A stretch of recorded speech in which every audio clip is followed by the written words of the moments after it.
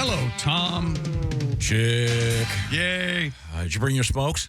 I don't know if you told Willie you're going to start smoking. I got one cigarette here. Oh, nice.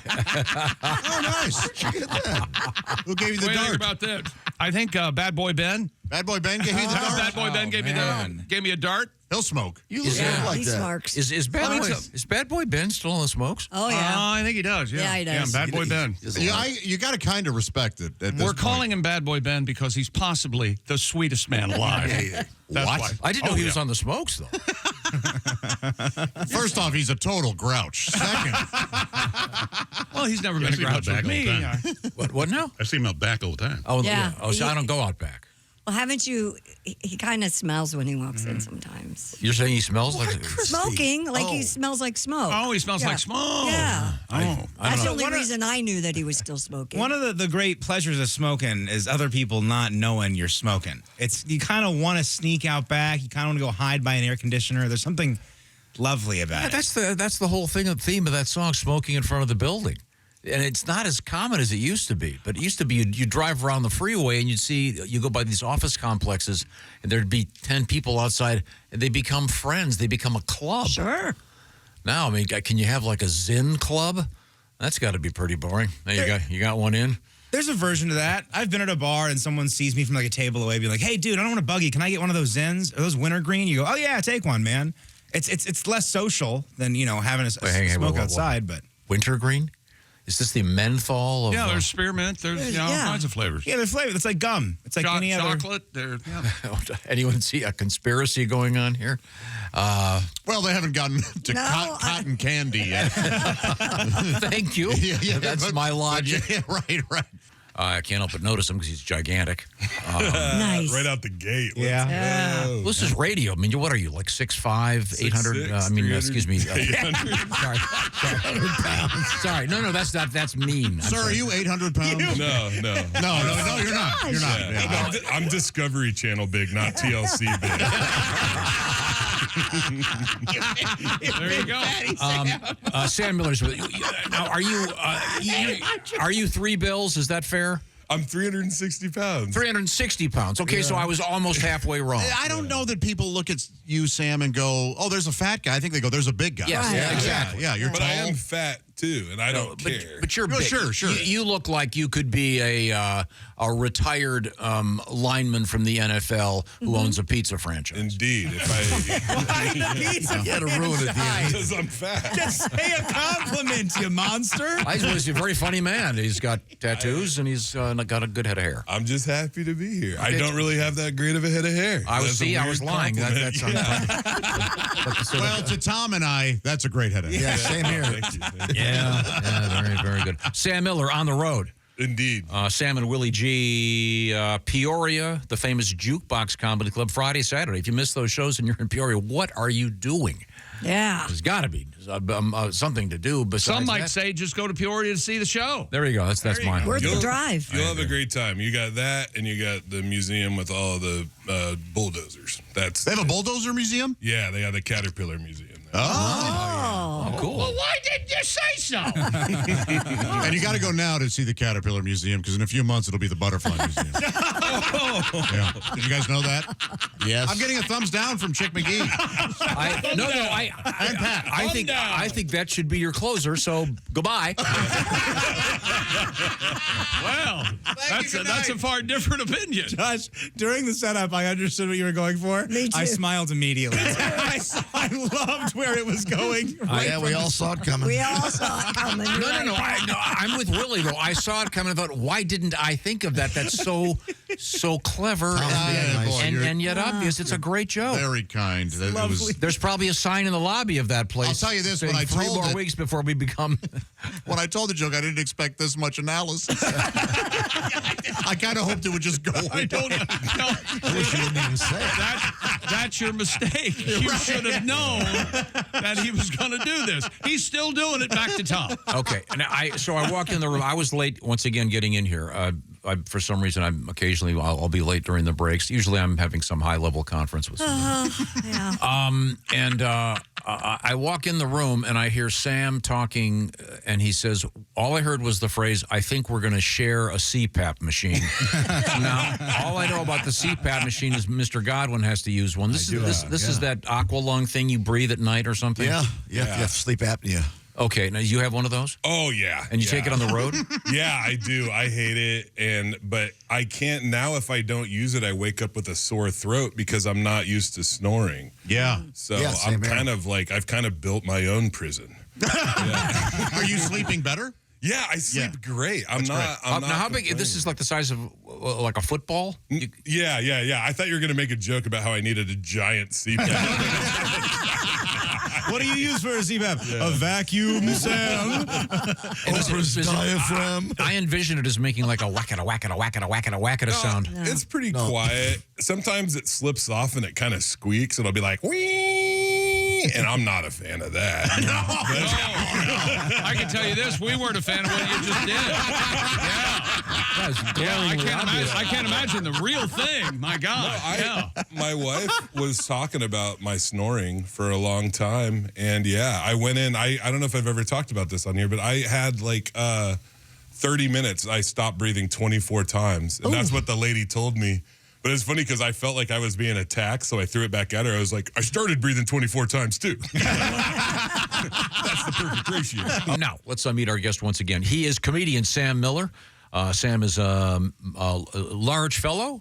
How tall are you? 6'6". 6'6". Yep. And how much do you weigh? 360 pounds. No. You carry it well. I love being big sometimes. I like it when old ladies ask me for help in grocery stores. Oh, yeah. Yeah, because it's really easy and they're so happy. Like, and I was like, I was already up here.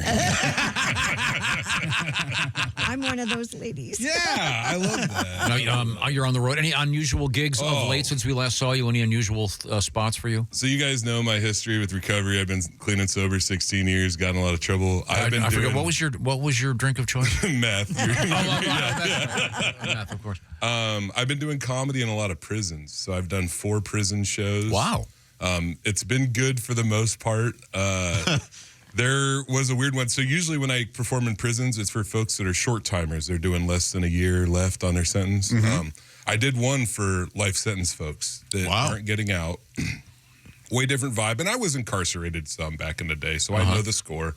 Anyway, I did this show at this prison, and I don't want to say what prison it is. I don't want to get in trouble.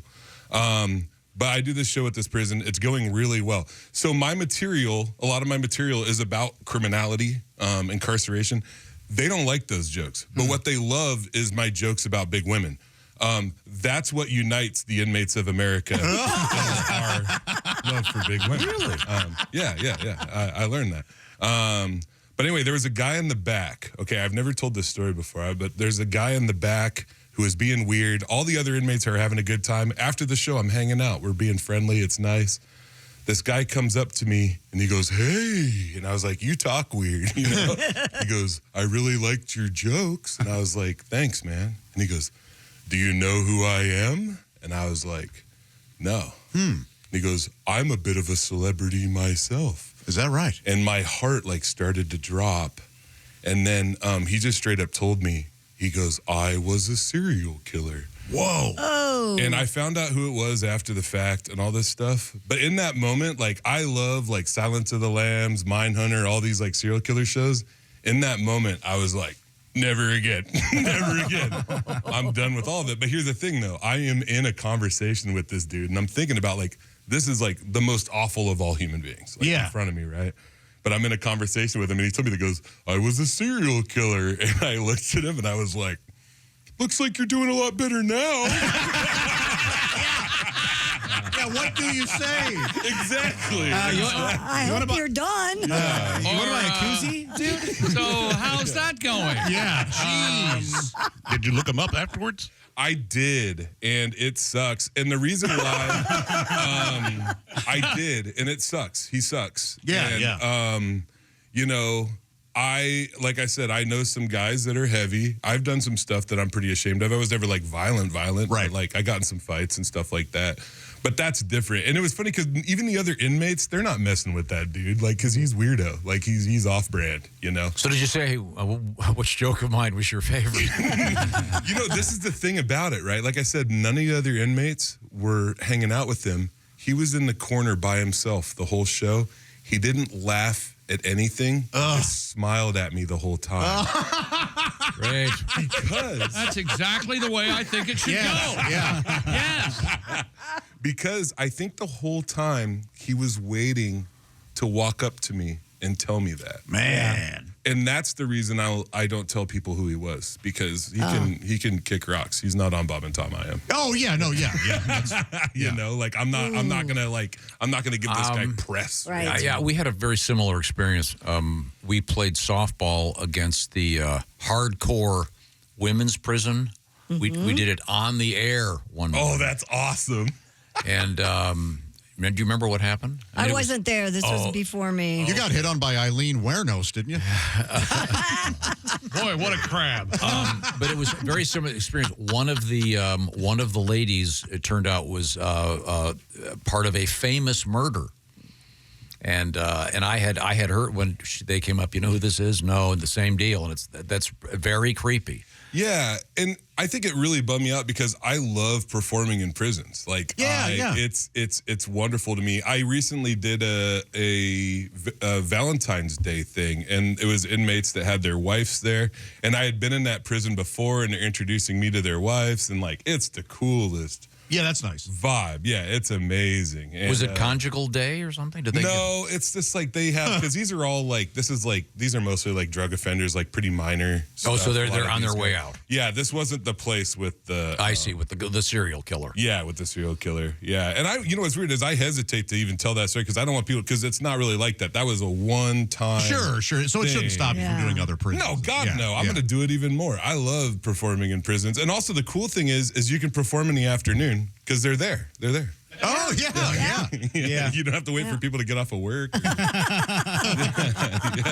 they were giving me the light, then suddenly it dimmed. I like to call him the big man. Well, never mind that. He is a comedian, Sam Miller. You know, before you call somebody a big man, you should ask them if they like being called the big man, because sometimes big men do big men things and beat you up. I would never. You forgot the word easily. Yeah, these are all possible. I haven't put my hands on anybody in like a year or two.